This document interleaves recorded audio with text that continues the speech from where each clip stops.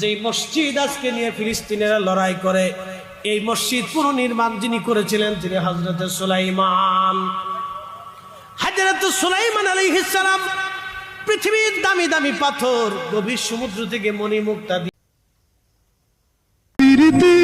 শিখাইয়া কোথায় গেলি হারাইয়া, কারণ তোরে অন্তর জুড়াইলি। ফুল কিনারা সবই গেল তোরি লাগিয়া, কার দিলেতে মায়া লাগাইলি। ওরে নিঠুর দিওয়ান